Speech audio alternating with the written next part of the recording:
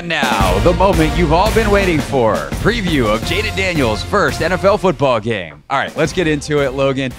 This Tampa defense is super interesting. It is one heck of a challenge for Jayden Daniels and for Kliff Kingsbury's return to the NFL. I was watching a bunch of their pressures this morning, and oh my God, they are coming from everywhere. Todd Bowles been around a long time. He's got a lot of creativity, and the way they deploy their personnel is super interesting. When you watch them defensively, and if you put your Kliff Kingsbury bucket hat on and try to prepare Jayden Daniels for this game, what's your top line item that you got to get him ready for?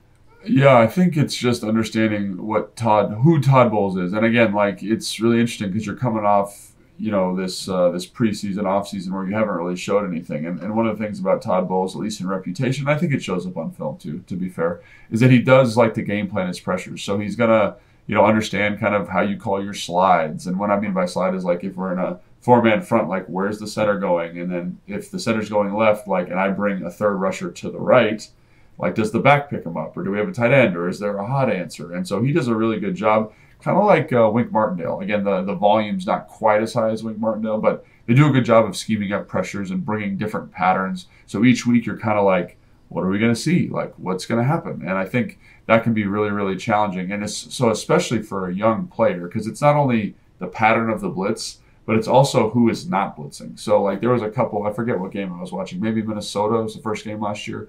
They're bringing like a third down pressure, and it's like a pseudo cross dog where the two guys cross inside, but they're doing it to the weak side, so a little bit spicy, but nothing crazy. But the 3-4 linebackers are dropping into coverage, and most 3-4 linebackers just kind of drop into coverage, and it's like they're just literally like a pylon at a spot, and they're not really covering anything. But obviously they coach those guys because they're trying to relate to receivers, which is very, very hard to do for those guys. But the fact that they're coaching that, I think, shows like what he's thinking about, because they live in it. They live in these pressure packages. They want these guys dropping out to be super effective. And obviously they have really good blitzers, like Levante David's a great blitzer. Antoine Winfield Jr. is a great blitzer. Obviously Devin White was maybe the best blitzing linebacker in the NFL last year, or at least one of the most prolific, not there anymore. But it's part of who they are culturally. And so on third down, if it's third and I'd say 6+, you're going to get something spicy.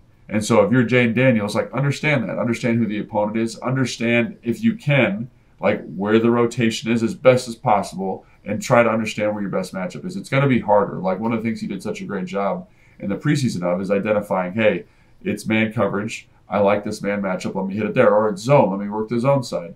But obviously in the Miami game, when there was a little bit more he had a mistake. And it's one mistake on 14, whatever play, 25 plays, whatever he had in the preseason. So I'm not saying that like that's going to characterize this game. But what are the tools that Kliff is providing for him to dissect the coverage? What are the tools Kliff has installed to help the offense pick up some of these pressures and help Jayden Daniels understand where the hot is? To me, that is the crux of the game, is how do we stay out of crazy third long situations where we're going to get a ton of heat? And then when we're in those, how do I help this young player, if I'm Kliff, maximize these opportunities?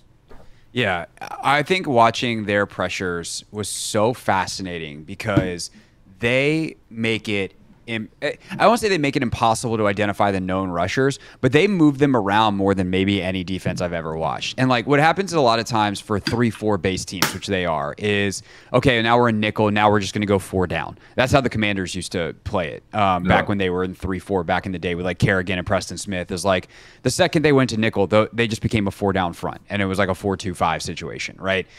What Tampa does more often than not is they'll be like, okay, we're going to keep our standing outside linebackers, and we're going to have 2 guys down, and it'll be Vita Vea and whoever else, and probably now Kalijah Cansey.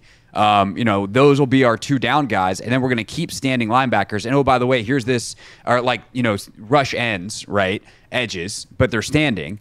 And now we're going to also bring this safety down in the box, and he might be coming or he might bail out, or this linebacker might be coming, he might bail out. Or we might go 3 down, and but the guy who's lined up in where a 3 technique should be, he's the guy who's standing. Yeah. And so it just is really, really challenging to identify who's coming from where. They move it around. Sometimes they do that with like simulated looks, again, where it's just 4 guys come in. Sometimes they do it with 5 or 6.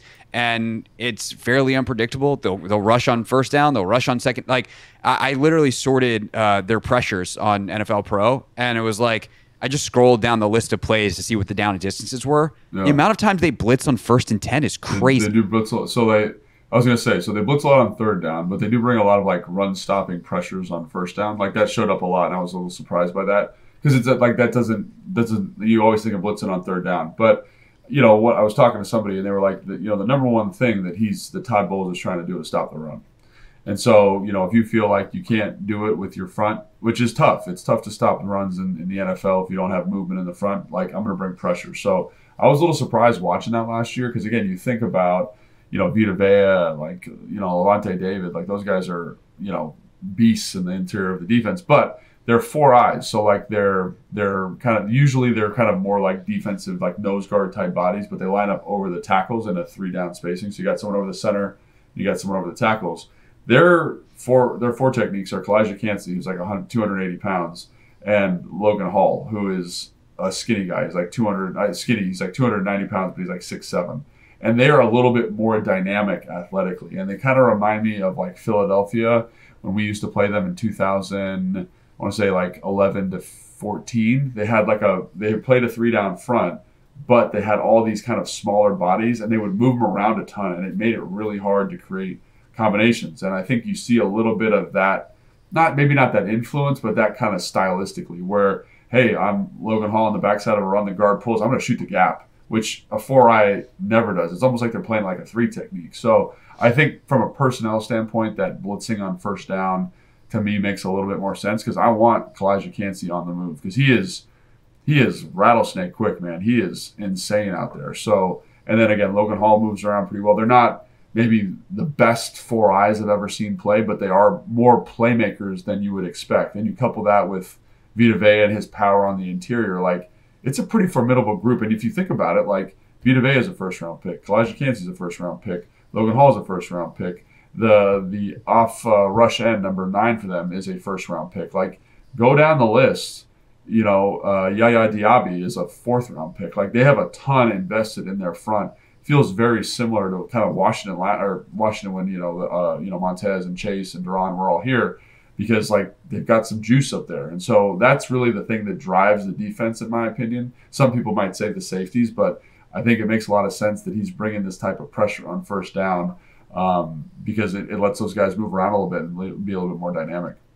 Yeah, no doubt about it. It's going to be really interesting. And again, this is why they brought Tyler Biadasz in, right? Is because they wanted that veteran center to try to match up with a rookie quarterback who just doesn't have the file yet, even if he's an excellent processor of information. And he's got override ability and all that kind of stuff. And I think as the year goes, we'll see Jayden take more and more command over time. But there's a reason that they wanted, again, not just Biadasz, but we talked about this with the roster construction. Like, did Michael Dieter necessarily have the greatest camp and nail down his spot on the team with his play? No, but I think they wanted a veteran backup just in case something happens to Biadasz, to know that they have another veteran in the building for Jayden Daniels. And so then the question becomes, if you're Kliff Kingsbury, how do you use some of that speed, all that kind of stuff, that aggressive, hey, we'll shoot the gap against you? I think, can you get some good looks with some RPO or some read option? That seems to like it should be on the table. And then obviously you get into the actual pass concepts, Logan. And what do you think is on the table? Or is it more of a run heavy game plan? Is this a big Brian Robinson day? I just took him in the Hoffman Show Fantasy League, so I certainly hope every Sunday is a big Brian Robinson day. But how do you think they kind of, what's the linchpin of the attack? I'll ask it that way. What's the linchpin of the attack this week for how you would attack a Todd Bowles defense with all these moving parts that we've discussed? Yeah, so I think the thing is, like, when you're bringing pressure the way Todd Bowles does on 1st down and on 3rd down, like I think his base coverage structure is probably like a cover 2 or something like that, but they're never in it because they're blitzing so much. So what you see like a 3 deep, so like traditional cover 3, like corners are deep, safeties deep. And then you see some form of 3 underneath. And so when you think about it from a coverage standpoint, it's just simple math, right? If I have 3 underneath coverage players, like, I can't cover as much grass. So there tends to be really huge throwing windows in the middle level of the defense. Obviously, you don't want to get too deep in there, but in the middle level of the defense, like on digs and hitches and kind of these spot routes that are a little bit deeper in there, there's a ton of grass. So if you feel like you can pick up the pressure, I'd sling the rock a little bit, man. Like I would throw it a little bit. Now, how confident are you that you can do that? I have no idea. And so one of the things they've talked about, or Dan's talked about from the jump, is playing complementary football. And people talk about, like, what does that mean? And so let's kind of peel that back a little bit. If I'm playing complementary football and I'm an offense, I need to get first downs. I need to chew a little bit of clock, right? Because we're kind of relying on the defense to support us offensively, and offensively we're supporting the defense. So if we go down and we go 3 and out real quick, we're not playing complementary football because we're letting the defense out on the field for way too long. If I score too quickly in some cases, I'm not playing complementary football. So I think you'll see them run the ball a lot, but I think you're going to see it from spread formations. Because you talked about how they still kind of play their 3-4 versus nickel. They do, but I think if you kind of play your cards right, you can get them in a 4-down structure, which just watching them, it doesn't feel like they want to be in that. And just from a number standpoint, it feels better for us. So let's say we've got 5 offensive linemen and B-Rob, and we're in a spread formation. If they lead 6 in the box, and we've got overhang players like these kind of slot receivers, and they have 6 in there, that means one of those dudes is open. So let's run a little RPO, let's run a little zone read, let's put those guys in conflict on 1st and 2nd down. And then if they're going to bring pressure on 3rd down, let's make sure we got a rock solid plan to pick this sucker up, whether that's leaving a tight end in, bring it back in, like we can pick it up. And I think we've seen over the course of, Ron Rivera's tenure here, when this team has played Todd Bowles' defenses, like Scott Turner, to his credit, had great plans for the blitz, and Taylor Heinicke's able to dice them up in a playoff game and in their regular season game when they were throwing for touchdowns and stuff. So I think if you have a plan, that's how it's going to work. But I do think you need to run the football, again, to possess the ball a little bit, slow the game down, take some pressure off of Jayden Daniels. And so for those big moments where it's like, hey, 3rd and 5, we got to have it, he feels comfortable and confident to make that play. Yeah, one skill that is never going to show up on a quarterback stat line, but is super duper important on a very fundamental baseline level is, do you properly target your runs, right? And obviously Biotish might be the guy who's doing that, but it's specifically against a team that blitzes a lot. Are you running into the blitz or are you running away from the blitz? Yeah. Because if you run away from the blitz, well, they're taking multiple defenders out of the play because they're trying to, the way they're going to run is they're going to run at the quarterback and basically take themselves out of where the running back is headed. If you run into the blitz, well, then you're obviously got multiple extra defenders that you're not accounting for in the blocking structure. And so, long story short, Logan. 1 second. There's like a nerdy. This is really nerdy. So sorry, this might be too nerdy for this podcast. But when there's no such thing as too nerdy for this podcast. So when you're blitzing on 1st and 2nd down, you're going to create movement, right? So like if I'm blitzing to the offensive right, the defensive line hypothetically should stunt to the left because we need to now account for the gaps that we're adding to the front side of this run. So some people say, oh, I want to run away from the pressure. But oftentimes it's harder to run that way because the line is stunting that way. So what they like to do usually is say, hey, I'm going to attack the blitz and catch them out of the stunt, kick out the blitzer, hypothetically. Let's just say they're bringing like a Sam, like just one, and they're stunting everybody else. I can kick that guy out and we can catch them in the stunt and we can get up to the 2nd level easier. So I think that's definitely an interesting kind of, if you want some nerdy football stuff to watch, is like, what do they do with the pressure? Are they running at it? Are they running away from it? Are they checking out of stuff? Do they want to throw the ball? Like that's the layers that I think we're going to be seeing from Kliff and this offensive staff. It's the chess game, right? And well, my point was that like it's super important for Jayden to be able to correctly, and Biotish to correctly identify who's coming and then understand, is Tampa a team that is going to do what you just said? Is it, or are they not actually that good at that? Or do they, whether it's plan wise or execution wise, like where should you be sending the run? Which is often, I don't know how this offense works specifically. I don't know if you know how this offense works specifically, how much flexibility they have to make sure that we can just flip the run right, left, depending on what we see at the line of scrimmage. I know in Kyle's offense, we've talked about that quite a bit, like how you guys would go to the line of scrimmage with 2 runs, and then if both of them kind of sucked based off the look, it's like, screw it, let's have a 3rd play in there. Just that's a pass. Your brain. Let's have a Charles Dickens novel of a play call. But for Kliff, like, is that something that's in, and the ability to try to get in the right run? If that's a way that they're going to counter the blitz. Yeah, I think just watching. I mean, when you watch practice, I know they're kind of in this like hurry up, no huddle a big percentage of the time, but it just seems when you watch like training camp practice, even the open practices, that they do have a lot of flexibility at the line. Now, I don't know what that flexibility look like. It seems very unlikely to me that they would have two plays called. It seems like what they would do, and this is pure speculation, just based on like their language and how they do it at the line of scrimmage. It seems like they're coaching to a look. So what I mean by that is like they'll install a play, for example. Let's say it's, I don't know, at a 21 personnel with B-Rob and Austin in the backfield. Like if we get a 6-man pressure, a 5-man pressure on first down, I want you to check to this run or this screen. And we're not calling it, but like when we get up there and you see it, like this is the home run look. So let's just check to the play. I don't need to call it every time because I want you to. It's what Jayden did in the preseason when he wasn't supposed to because that wasn't technically like it was the right thing. It was just like, hey man, we're not doing that in the preseason. But he saw the look and he went for it and he hits Diami for 40 yards up the sideline.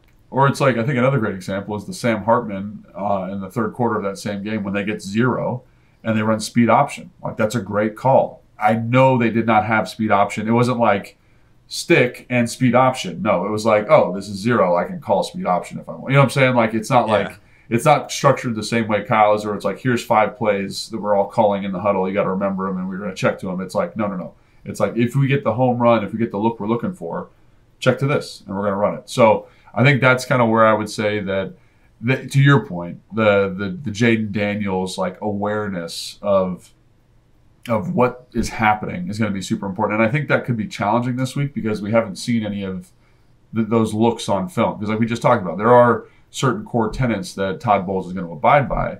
But I do think that you're going to see some novel stuff from him also. And so like, how do you put those home run looks in when you don't know exactly what he's going to be doing, especially week 1? Like defensive coordinators change. They add wrinkles. They're different coming out of the offseason. So I think that to me is another really compelling thing too for Joe Witt Jr. and Jayden Daniels and Kliff Kingsbury. It's like there's this novelty of what's going to be seen. Like you could go back and watch all the film in the world, but you don't know how he's going to play this offense. Because I tried to go back and I was like, when was the last time this team played?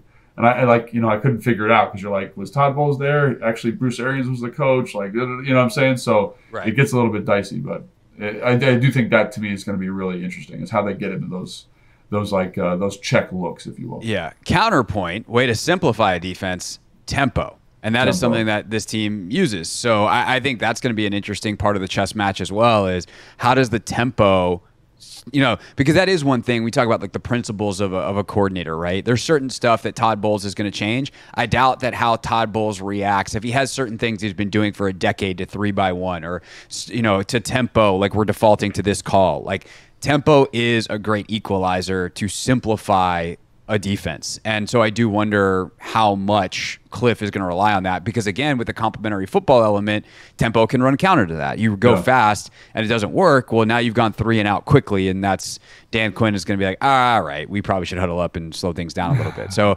that is the game management aspect is fascinating. And this is why I think we've captured in this pod maybe more than anyone we've ever have, like the chess match and like if this then that. Well, okay, if that then this. That happens literally every single week in the NFL. Yeah, and again, you try to prep your way through it and say like, oh, this is kind of like, but ultimately you don't know. So I think obviously it's going to be harder for Joe Witt Jr. this week, I think, because it's a totally new offensive staff. They're going to try and abide by the same offensive system as they did last year. At least that's what I've been reading in Tampa Bay.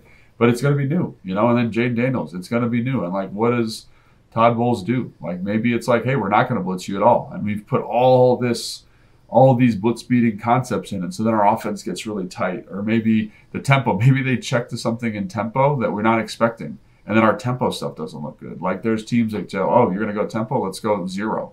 Good luck getting the ball out. You know what I'm saying? Like, and then it's like, oh, well, do we feel comfortable about our tempo stuff now or what? So I just think like that. That's why this game to me is so fun. That's why the first game's always fun. It's always a little bit of a crapshoot. Like, are we in the right stuff? But that's why I'm so excited to watch this football game. For sure.